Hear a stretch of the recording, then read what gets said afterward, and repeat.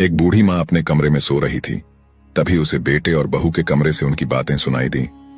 बेटा कह रहा था कि मुझे मुंबई में नौकरी मिल गई है, लेकिन हम तीनों वहां नहीं रह सकते क्योंकि कमरा छोटा है और दोनों जगह का किराया में नहीं दे सकता, तो क्यों न हम माँ को वृद्धाश्रम छोड़ दें। ये सुनकर बुजुर्ग माँ की आंखों से आंसू आ गए और वह सोचने लगी कि अभी 1 साल भी नहीं हुआ बेटे की शादी को और बहू ने उस पर अपना रंग चढ़ा दिया। तभी दूसरी ओर पति की बात सुनकर पत्नी बोली, नहीं, मैं और सासू माँ यहीं रहेंगे।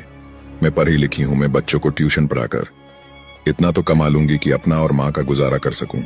और आपने तो बताया था कि माँ ने आपको लोगों के घरों में काम करके पढ़ाया था। सोचो, अगर माँ भी आपको किसी अनाथ आश्रम में छोड़कर अपना जीवन शुरू करती तो क्या आज आप यहाँ होते। आप मुंबई में जब सेटल हो जाना तो वहां पर एक बड़ा कमरा ले लेना, तब हमें भी बुला लेना। वैसे भी माँ वृक्ष सामान होती है, वो सिर्फ छाया ही नहीं फल भी देती है। बहू की बात सुनकर माँ की आंखों में आंसू आ गए और उसे भी समझ आ रहा था कि उसे बहू के रूप में एक बहुत अच्छी बेटी मिली है। दोस्तों, कहानी का भाव यही है कि सास बहू का रिश्ता भी माँ बेटी का रिश्ता है। अगर कुछ प्रेम सम्मान देने की कोशिश हो तो सच में ये रिश्ता बहुत प्यारा है, जो घरों को और परिवारों को